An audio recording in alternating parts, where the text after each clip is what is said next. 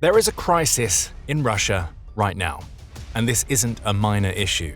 The crisis has engulfed the entire country, spreading from Moscow to Siberia, as Putin's war has not only come home, but it's starting to hurt the very people that Russia's supposed strongman leader claims that he can protect.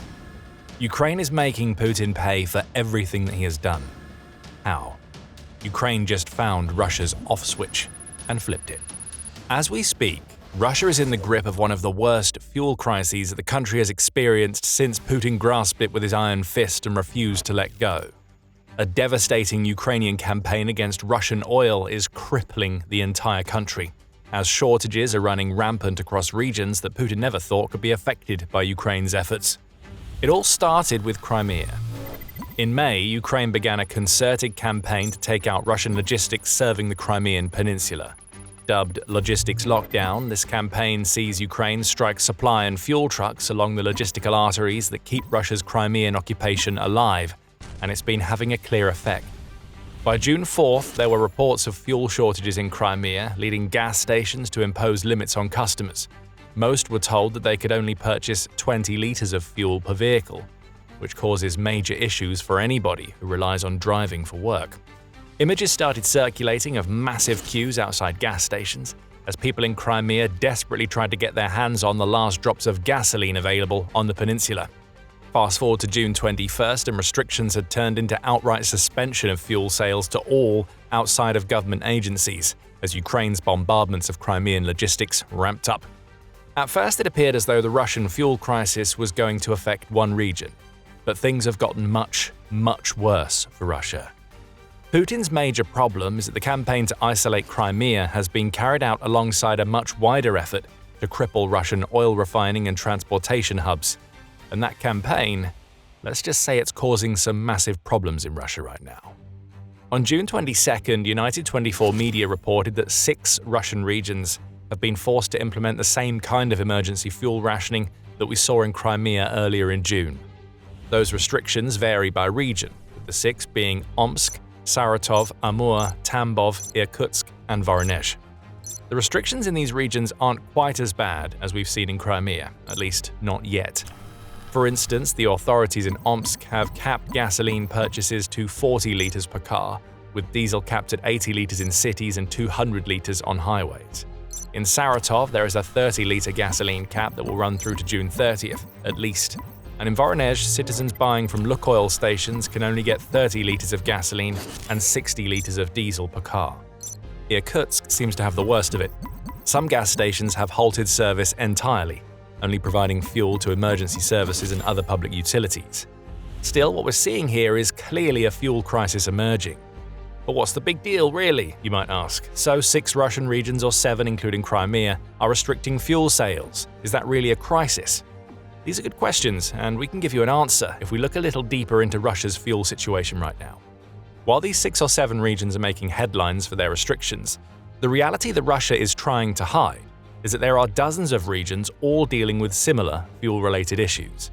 In a June 20th piece, the Wall Street Journal revealed that restrictions on fuel purchases have actually spread to 53 regions of Russia and occupied Ukraine, with the furthest being put in place in the far-flung regions of Siberia and Russia's Arctic territory. Those that we've already mentioned are just the regions where local governors are publicizing the shortages well enough for media outlets to pick up on them. But according to the journal, the Russian media outlet named The Bell came to 53 regions affected in total after carefully compiling public announcements that aren't necessarily seen by Western media outlets. This is huge. What looks like a regional fuel problem at first has already developed into a crisis that spans almost all of Russia. Of course, Russia is doing its best to avoid publicizing any of this. Outside of the few announcements that have been made loud enough for those outside Russia to hear, there isn't a lot coming out of the Russian Federation. Putin certainly hasn't said anything about the crisis, and that isn't surprising. Admitting that there are fuel shortages all over Russia would be tantamount to Putin finally admitting that Ukraine just may be doing some serious damage to Russia with its strikes. The Wall Street Journal says that Putin's cabinet is due for a meeting on June 26th to discuss the problem, but it's hard to see what kinds of solutions they could come up with. It's not like the Kremlin can just cause fuel to materialize out of thin air, and it's hard to order refineries to up their production when those same refineries are being visited by Ukrainian drones over and over again. More on that in a moment. Though the Kremlin may be keeping its collective lips tightly sealed, the Russian people are getting vocal about the problems they face. The Journal reports on one woman who took to Telegram to complain about being forced to wait for over 2 hours to fill her tank during a trip between Moscow and St. Petersburg. The fact that we're mentioning those regions at all shows you how far this crisis has spread. These are the two jewels in the Russian crown for Putin. If they're being affected by fuel shortages, the other, far less important regions in Russia will be dealing with serious problems. Radio Free Europe Radio Liberty offers more. "We can't fill up with gas. There isn't any in Krasnodar," the outlet reports one driver is saying. Over 1,000 kilometers away in Tatarstan, another says, "As always, the needle is on empty and I'm just in panic." Neither of these is among the 7 regions we've already mentioned by name, and that's proof that this fuel crisis has spread all across Russia. What Putin now has on his hands, whether he's willing to say it or not, is the single worst fuel crisis that Russia has been forced to deal with since the Ukraine war began. And it may well be the worst such crisis that Russia has faced since Putin took power. That may seem like a strange thing to say. After all, it was around this time in 2025 that reports were being written about a similar crisis in Russia. As Ukraine began pounding away at Russia's refineries during the latter half of 2025, queues were starting to form and restrictions were being put in place. Ukraine has taken out at least 17% of Russia's refining capacity by August, The Guardian said. And it looked like Russia was in the midst of a fuel crisis as big as the one we're seeing now. Only that no longer seems to be the case. In a December 2025 report, the Moscow Times reported on a survey of 1,600 people, which revealed that just under a quarter had experienced any type of shortage, and only 6% said they experienced the problem more than 5 times. Of all of those who dealt with a shortage-related issue in 2025, only 10% said they were unable to find an alternative gas station. So there were shortages in 2025. But there may not have been a crisis. 2026 is very different. With over 50 Russian regions announcing restrictions, it's clear that what we're seeing now is bigger than anything we've seen in Russia since Putin launched his war. But if that number alone isn't enough to convince you, there's more. Desperation is already starting to take hold in Russia, as there are reports of the issues caused by the country's mass fuel shortages that are starting to come in. This proves that what we're seeing is a true fuel crisis. But before we dig deeper, this is a quick reminder that you're watching The Military Show. We dig behind the headlines to uncover the full story in all of our videos, so make sure that you are subscribed to keep seeing videos from our channel in your feed. Right now in Russia, we're seeing the surefire sign of a shortage starting to appear: resellers. People who want to take advantage of the basic economics of supply and demand are trying to swallow up as much of the fuel that is available in Russia so that they can sell it on for a massive profit. If you remember the early days of the COVID-19 pandemic, you may recall the ridiculous hoarding of toilet paper and hand sanitizer by people who are trying to make a quick buck. This is the same thing, only with fuel. Russia is already trying to crack down on this burgeoning resale market as it tries to hide all signs of its fuel crisis being as widespread as it truly is. In a June 22nd report, United 24 Media revealed that digital platforms all over Russia, including the likes of Wildberries and Avito, have started to ban advertisements from resellers who are trying to make some quick cash by selling gasoline to desperate people. These platforms aren't doing this of their own accord. They're working alongside Russia's Federal Anti-Monopoly Service to prevent the surge of resales in gasoline and diesel that have started since the fuel crisis started spreading across Russia. Plenty were trying their luck with this money-making scheme.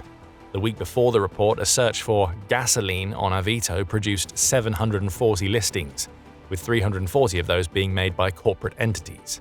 Right now, United 24 Media adds 7,000 of Russia's 29,000 gas stations are running low on fuel after the largest companies in the fuel market started restricting sales. Those companies claim they're trying to curb panic buying, but perhaps they're selling less because they have less. The desperation is also spreading to Russia's aviation sector. On June 13th, RBC Ukraine revealed that Russia has imposed refueling restrictions at several commercial airports, including some in Krasnodar, Makhachkala and Nizhny Novgorod. Wholesale prices of jet fuel are also 52% higher in Russia than they were at the beginning of March, and it seems clear that the restrictions are being put in place to ensure that a dwindling supply of aviation fuel makes it to the military first, and then commercial airlines as an increasingly distant second. Russia has also banned the export of jet fuel until November 30th in an attempt to shore up its domestic supply. So it's not just gasoline that is running out. Aviation fuel is also rapidly disappearing in Russia. Russia's small aviation sector in particular is starting to panic. That's according to a June 22nd report by the Kyiv Post, which reveals that it's becoming practically impossible for pilots of small planes to find aviation fuel for their aircraft. Again, limited supplies combined with rising prices are highlighted as the culprits, both of which are results of Ukraine's campaign against the Russian oil sector. The same outlet adds an extra bit of information about Russia's commercial jet fuel issues, noting that at least 2 carriers have stopped providing reserve fuel to their pilots. So if bad weather or an unexpected diversion happens, those pilots don't exactly have many options for keeping their planes in the air. Returning to the small planes, United 24 Media adds that some pilots are testing gasoline made for cars in their planes. That is a bad idea. There's a reason why you don't see even prop planes rolling up to gas stations. Automobile gasoline is less stable than the aviation gasoline that these types of planes are supposed to use. Every time a pilot takes off with fuel that wasn't intended for their plane, they take on a pretty explosive risk. Engines may go boom, and all because Russia is running low on the specific types of fuel that these pilots would typically use. Over and over, we're seeing evidence of the Russian fuel crisis. And though the Moscow Times opines that this crisis is somewhat manageable for the Kremlin, at least for now, options are running out. Ukraine isn't going to stop its campaign. If anything, it will intensify. Raising fuel prices could reduce demand naturally, though it will also lead to anger, and doesn't really solve the whole problem of many Russians being unable to drive. The outlet also suggests that shortages start to resolve themselves by the fall, though the periods of shortage caused by Ukraine are getting longer each year. Still, that basically means that Russia can't do much except hope that Ukraine's attacks slow down. And that brings us nicely to what has caused the Russian fuel crisis in the first place.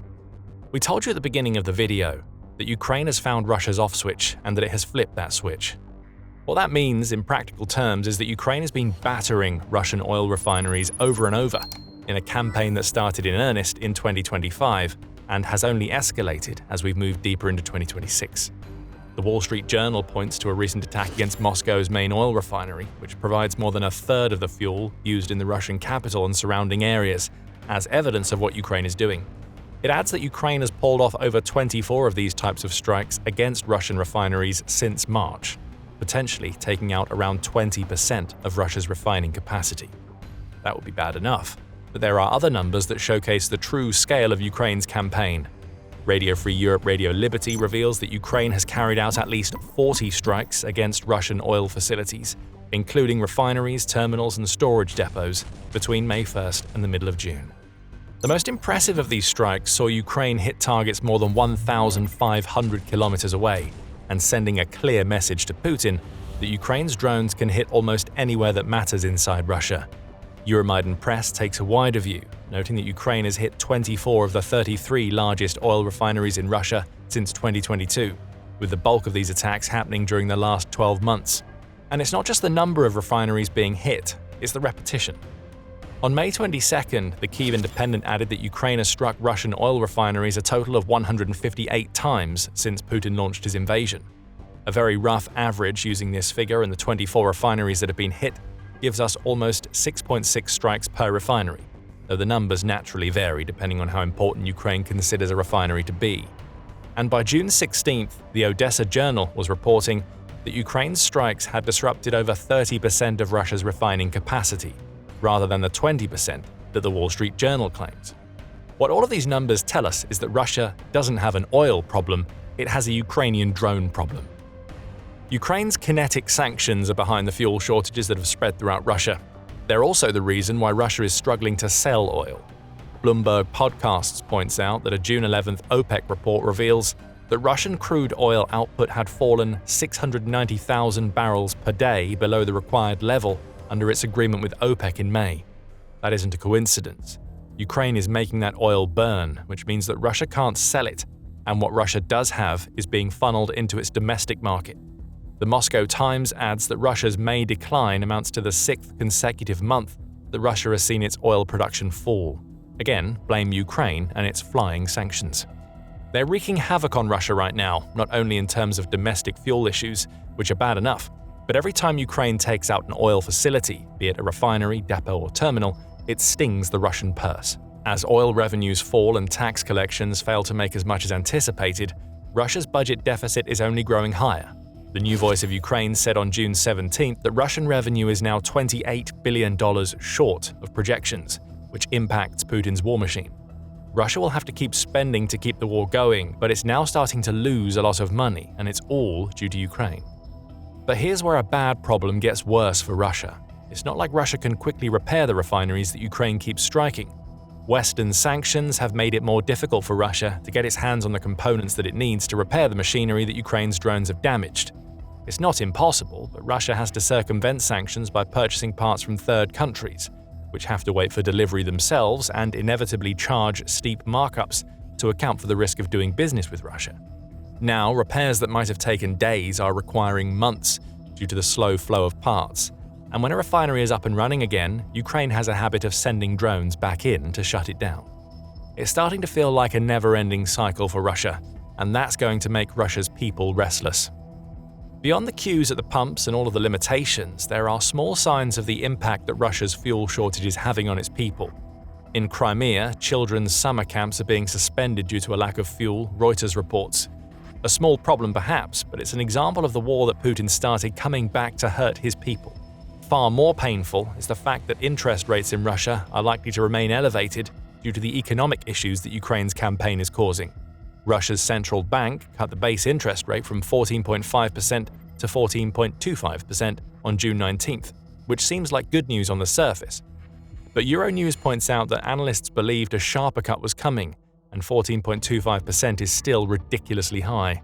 Central bank head Elvira Nabiullina has also warned that what she calls pro-inflationary risks, combined with higher than expected spending by the Kremlin, means that these types of problems aren't going away anytime soon.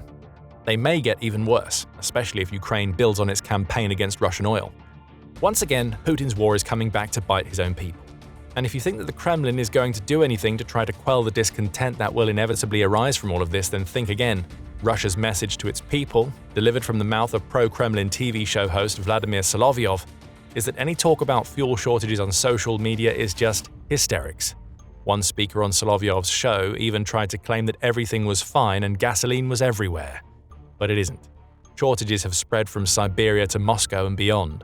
And as Putin continues to downplay what's happening, Ukraine is only going to make it all so much worse.